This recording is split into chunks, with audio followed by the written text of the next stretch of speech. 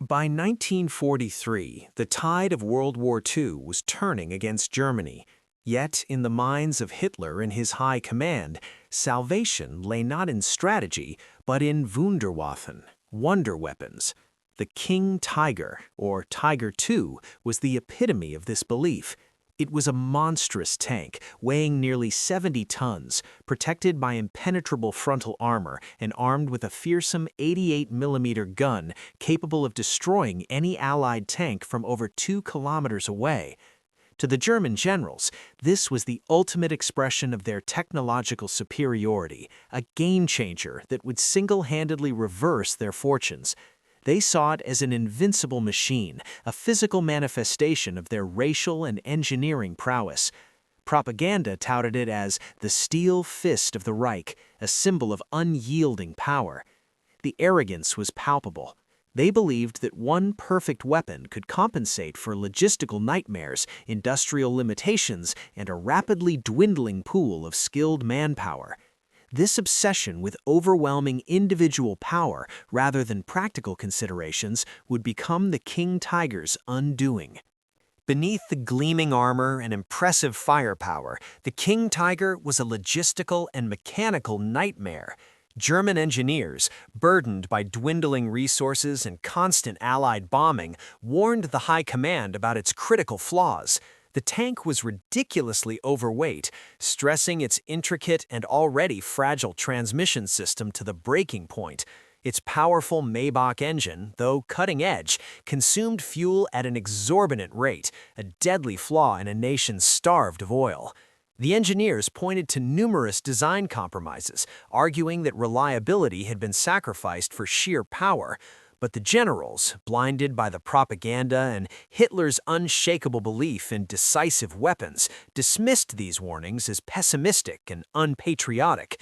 They refused to simplify the design, convinced that German engineering excellence would overcome any technical challenge.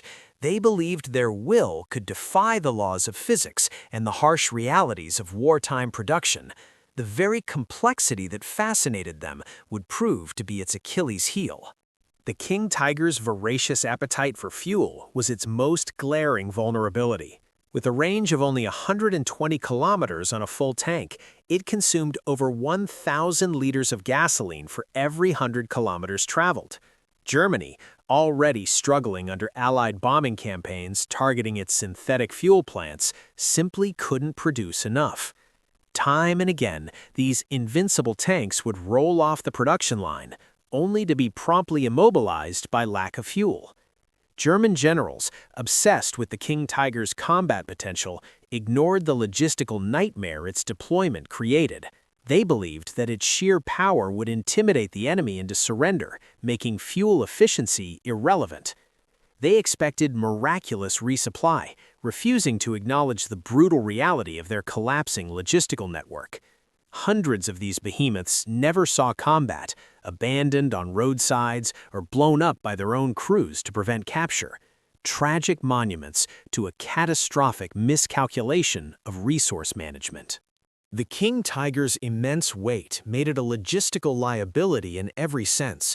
At nearly 70 tons, it was simply too heavy for most bridges, particularly those found in the occupied territories of Eastern Europe or those damaged by previous fighting.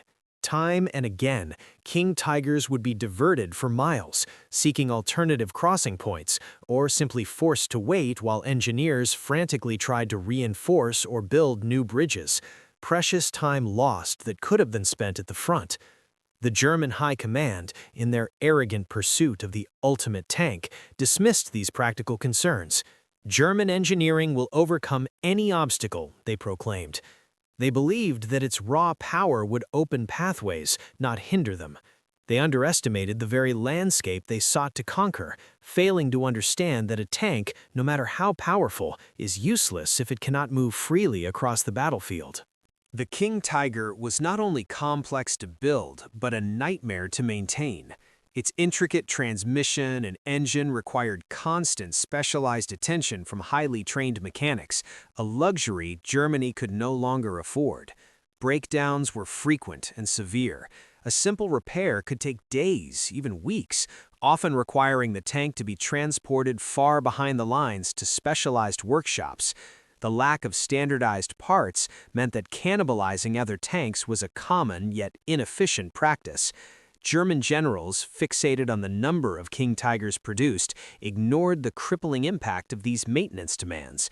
They believed that superior German engineering meant superior reliability, dismissing the reality of battle-worn crews and dwindling resources. They failed to understand that a tank spending more time in the repair yard than on the battlefield is not an asset, but a costly drain on a diminishing war effort. The King Tiger's immense size and complexity meant it was incredibly slow and expensive to produce. Each tank required thousands of man-hours and vast quantities of strategic materials, resources Germany could ill afford in the latter stages of the war. Allied bombing campaigns systematically targeted German factories, further crippling production. The result was a trickle, not a flood. While the generals boasted about the unlimited potential of their wonder weapons, only 492 King Tigers were ever produced, a pathetically small number to stem the tide of millions of Allied and Soviet tanks. The German High Command, blinded by the dream of a supertank, repeatedly set unrealistic production targets, refusing to acknowledge the industrial realities. They believed that sheer willpower and technological superiority could overcome fundamental limitations in manpower and resources. Their arrogance led them to pour precious resources into a few perfect tanks instead of a mass production of reliable, effective ones. The Eastern Front was a vast, unforgiving expanse, prone to seasonal mud, rasputitsa, and soft ground. The King Tiger, designed for paved roads and firm terrain, was notoriously poor off-road. Its narrow tracks, relative to its weight, often caused it to sink into the soft earth, immobilizing it completely. Retrieving a bogged-down King Tiger was a monumental task, often requiring multiple powerful recovery vehicles, resources rarely available at the front. German generals, obsessed with sending their invincible tanks to the front, ignored reports from their own field commanders about the terrain's unsuitability. They believed that the sheer weight and power of the King Tiger would allow it to traverse any ground. They deployed these behemoths into environments where lighter, more agile Soviet T-34s thrived, once again proving that arrogance can blind a commander to the fundamental realities of the battlefield. By 1944, the Luftwaffe had lost air superiority on all fronts. This left the King Tigers, despite their formidable ground protection, dangerously exposed to Allied air power. A slow, heavy target visible from miles away, the King Tiger was a magnet for fighter bombers. Allied pilots, though unable to penetrate its thick frontal armor, quickly learned to target its weaker top and rear armor, or simply immobilize it by destroying its tracks. German generals, obsessed with the tank's raw power against other tanks, dismissed the threat from the sky. They believed that its sheer presence would deter air attacks, or that the Luftwaffe would somehow regain control of the skies. This arrogance cost them dearly, as numerous King Tigers were destroyed or abandoned due to air attacks before ever engaging an enemy tank, proving that even the most powerful ground vehicle is vulnerable without air cover. The ultimate tragedy of the King Tiger was not that it was destroyed in combat, but that so many were simply abandoned by their crews. Fuel shortages, mechanical breakdowns, and the inability to recover bogged-down tanks meant that these invincible machines were often left behind during German retreats. Crews, facing overwhelming odds and with no hope of resupply, would often destroy their own tanks to prevent capture, transforming them into costly, useless steel coffins. German generals, fixated on deploying these tanks, failed to understand the demoralizing effect of abandoning such powerful assets. They had promised invincibility, but delivered only immobility. The image of the abandoned King Tiger, the symbol of German power, became instead a stark monument to the logistical failures and strategic arrogance that plagued the Wehrmacht in the final years of the war.